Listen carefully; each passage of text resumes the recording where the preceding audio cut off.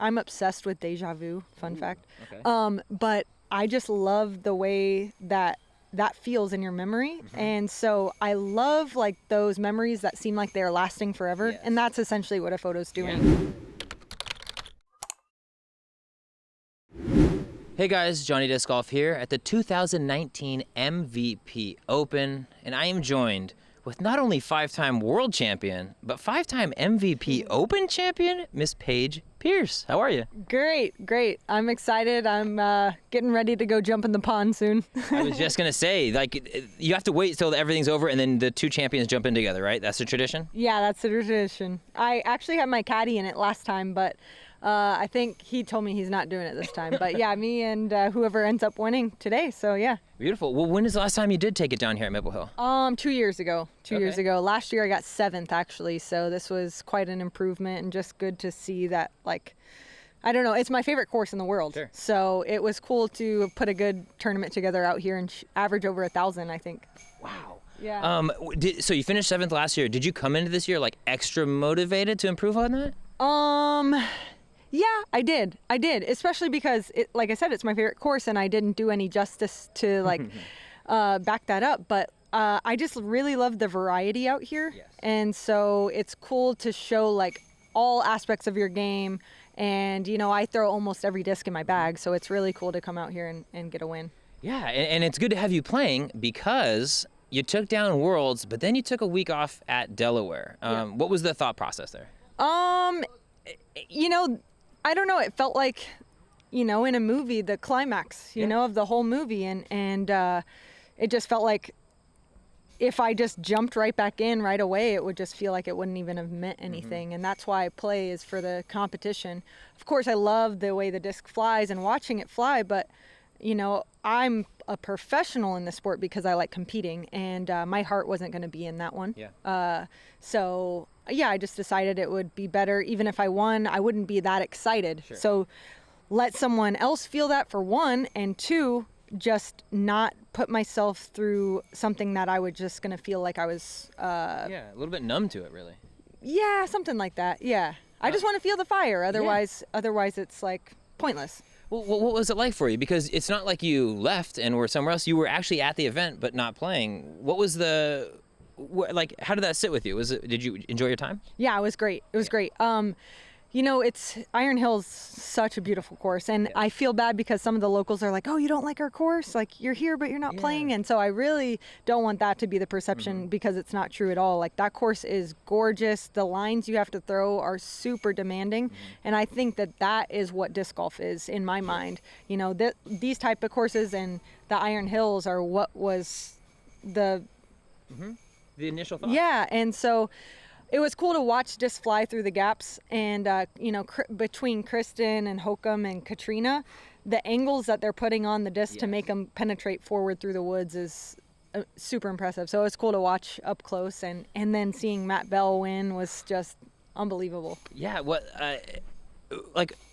is it like for you to be able to? Do you just turn into a spectator, or can you turn like it off? Like, oh, I would have made that putter. Or I would have hit that line. Sometimes I always try to put myself in someone else's shoes, whether it's like an amateur that I'm playing a casual round with, or if I'm spectating for the guys. Like, no matter what, I think if my foot was behind that marker, what would I do? Yep. And so then I kind of see what they end up picking, and it just intrigues me. Sure. And I'm thinking, is that the better shot? Should I learn that shot? Or, you know, and so it's good because I'm always like learning from it, and it's hard for me to turn it off. Yeah, to answer your question. I bet. Big time. Well, what we did see you out there doing was taking a lot of photos. Really, this year in general, you've you've got your play, but then once you're done with your play, you come out with the camera. Yeah. Like, have you always thought about that, or is that just kind of maybe because you've been hanging around with Alyssa and it's just entering your world now? She definitely let me see the light on it, you know? I like anything I'm doing, I'm doing it 100%. Yeah. So, you know, as soon as she just showed it to me and then started explaining like the difficulties and the technical aspects of it, I was super intrigued. And like every time I go out, there's something more I can learn from it. So, and I really enjoy that, like challenging yourself. And also I think the way, like, I'm obsessed with deja vu, fun fact. Okay. But I just love the way that feels in your memory. And so I love like those memories that seem like they're lasting forever. Yes. And that's essentially what a photo's doing. Yeah, So no. it's cool to like hit the button and like now that memory is captured. Yep. Especially, I'm not very good at any of the action shots, but I just try to wait until they finish throwing and snap their reaction. Sure. Because I think those are where the stories are. Totally And agree. I don't know, it's cool for me because like that's the way I like my brain to work, and it kind of emphasizes that. No, and I mean, it's helpful for everyone because just the more content we have being generated, the better. And so anyone that can totally. kind of dive into that, I think it just helps everyone in that matter. Totally. And you know, like as sponsored professionals, we're pretty much not, you have to, but you're pretty much required to post and engage with your fans and try to help your sponsors out that are sponsoring you. So, you know, we have to have this. And, you know, I think it's cool to help out our friends and try to grow the sport as a whole. No, absolutely. Let's get back to the course, though. Yeah. 2 weeks ago, or excuse me, 3 weeks ago, you took down the biggest event of the year, Okay. the World Championships, okay? It was extremely close coming into the final round, but that last round, you did kind of pull away, and it really, if you look at the scores, it looked like a blowout. What did it feel to you? I mean, I was right there the whole time, and the viewers saw it on the live cam, but you experiencing it, what was it like for you in the beginning of that last round, and then maybe how was it different towards the end when you were so far ahead? Yeah, great question, because it was seriously a roller coaster of shots and of emotion and of everything. And you know, hole one, going up to hole one, I was super nervous. Honestly, I'm glad that we had a rain delay because I was like a wreck. And we had a huge rain delay. I could kind of calm down, do some disc golf strong, and just like walk, basically pace and try to get my energy out. And I started to calm down about hole one, and then the gallery there just kind of like excited me. Yeah. My very first round of Worlds, I had 2 people watching, and it just didn't even feel like the World Championship. Sure. You know, it's a Wednesday afternoon in Peoria, Illinois, and and I was playing with Missy. She's my best friend, exactly. so like it just feels like a casual round out with your best friend, and there's out. 2 people here watching. Yeah, and so it was really cool seeing that gallery on hole one, and it just kind of got me fired up. But hole one, I missed a shorty, and Kat made a big Yes. putt. So she got one on hole one. Hole two, she actually got, had the opportunity to get another one, but she missed a short putt. So I was like, okay, I got away with one there. And then hole three, I threw it into the bunker on my approach, and she got another one there. So I was down 2 within 3 holes, should have been down 3. And I'm like, man, I need to get some momentum back. But with that 4, I was bottom of the box, and so I got to see them all throw first, and then I just got like, I was too hyped up, and I crushed it like 55 deep, and I walked up to it, and it was almost the same putt I had the day before that I airballed, and I went circle's edge, and I had a tester for par, and I was like, I'm not doing that again, just hit the chains, just hit the chains. And, you know, letting it go out of my hand, it's one of those putts where you just know it's in right out of your hand. And it was super slow motion, like I'm talking about on the photos, like seeing it go in, it felt like, you know, it was crazy. It was a crazy feeling. It was a really crazy feeling. And I honestly, I know that there was 14 holes left, but in that moment, I felt like I won. Yeah. You know, and like, it was the same feelings I feel when I win a tournament. And I was just like, from then on, it kind of felt like a victory lap, but there was so much work to do. So I had to turn that off. Yeah. And so it was kind of a struggle, you know, of being confident and comfortable. Like I didn't want those two to blend together. And I got a few more strokes in the middle. Katrina threw OB on hole 9. Yeah. And I got 2 strokes there. Sarah actually pep talked me up on that putt, so that was really cool to just moment with Sarah and I. She's like, "There you go hit it." Wow. And I was like, "Okay, yeah, you're right," because I was thinking about laying up. Really? And I get up there and I'm looking at it, and luckily it wasn't my turn to putt yet.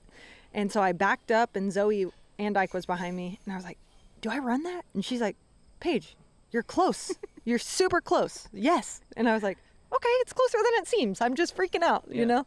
And so when I hit that one and picked up 2 strokes, that was a little bit of a buffer for the comfortability. And she got 1 back on the next hole, but then I got 2 back on the next one, and another on the next, and another on the next. And that's what really started to roll. Yeah, that late to middle to late section. And going back on those back holes, it started being a little bit more comfortable, especially after hole 15, the new par 4. I went back the day before and practiced it and changed my game plan. And I actually ended up with a better score than I was shooting on the previous 2 rounds when I was being really aggressive.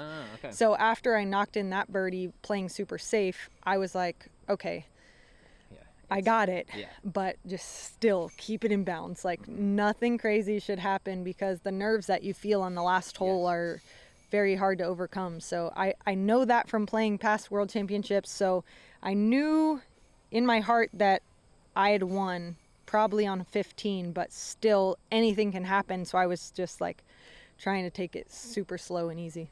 Sure. Well, with winning that makes 5 world championships for you. Juliana Korver was there to congratulate you. Elaine King, unfortunately, wasn't able to attend the event, but I'm sure she would have been there too. What was it like? I mean, because I know running up to the event, we had done a few pieces of media together, and that was kind of a theme, right? Is like getting to that 5-timer club. When did that really set in for you, or has it? Probably the moment I was hugging my dad, and over his shoulder I saw Juliana just like slow clapping like a golf clap. And you know, I had a text message right after that too. Like that was a brief moment that I felt it. And then after the round I checked my phone and I had a text message from my stepmom and said like, Juliana's interview on hole 3's green just made me cry. And I'm like, what? So I watched the footage back and I see her interview, and that's after I lost 2 strokes on the first 3 holes. And Terry Miller's asking her what she's there for, and she's like, oh, I gotta show Paige the 5-timers club handshake so she can get in. And I was like, wow, she is that confident that I'm gonna win on hole 3 after I just lost 2 strokes. And just to see her like slow clapping right there, it was really cool. And you know, I know she said it was you know, impromptu, but it was like super powerful for me that she was there, and just like a happy coincidence. I'm just thinking about that moment after you tapped it in on 18, where you were hugging your dad, and there were so many people there to congratulate you. It's like the love and respect from everyone is just so apparent in that moment.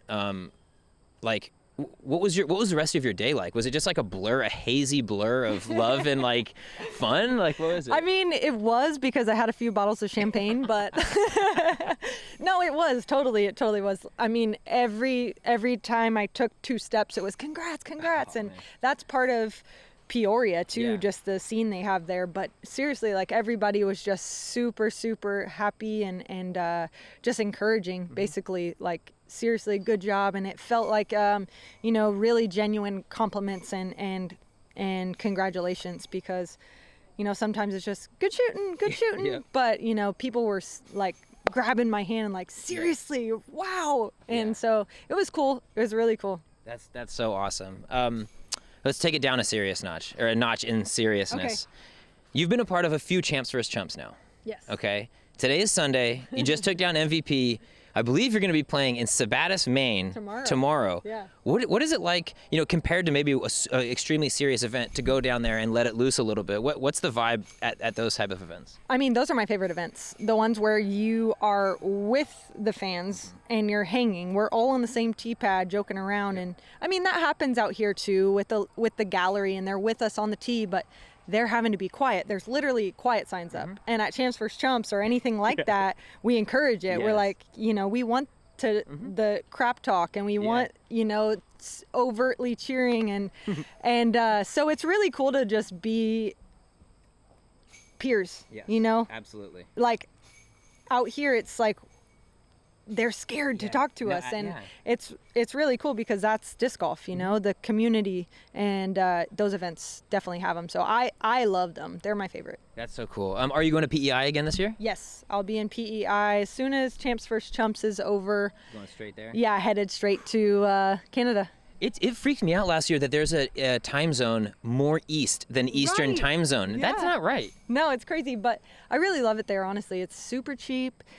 You know, the sunsets are just amazing. And the people there are super, super nice. Very nice. Well, it's a shame I'm not going to be able to get up there this year. I'm going to have to hang out with family down in New England. Bummer. Darn. But I want to get you out of here with a chance at saying anything you want to your fans, your friends, anybody pulling for Miss Paige Pierce. Yeah, I just want to say thank you so much. First of all, thank you and the media teams. I think the sport's seriously growing big time, and I think that's because of people like you hitting like and hitting share.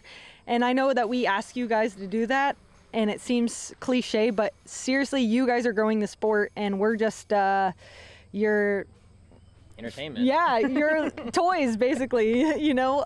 So it's pretty cool that we're all like making history together. I know that a lot of the media teams keep saying they're getting their biggest views every week. So it's cool to see that numerically we are growing, not just Doesn't just feel like it a yeah, little bit. yeah, it's like exactly. there's So thank you guys so much. I really, really appreciate it. I hope that you enjoyed MVP Open, and tune into Champs vs. Chumps tomorrow. Simon and I are back. Awesome. Well, hey, thank you so much for your time, Paige. Really, I do appreciate it. Good win this weekend. Good luck in Maine. That's all I got it for this interview, guys. And if you'd like to check out coverage of all things disc golf, make sure to subscribe to my YouTube channel. Hey guys, thanks so much for checking out that interview. If you'd like to support me, check out patreon.com/JohnnyDiscGolf. And if you'd like to follow along, make sure to like, share, and subscribe to my YouTube channel for updates on all your favorite players all season long.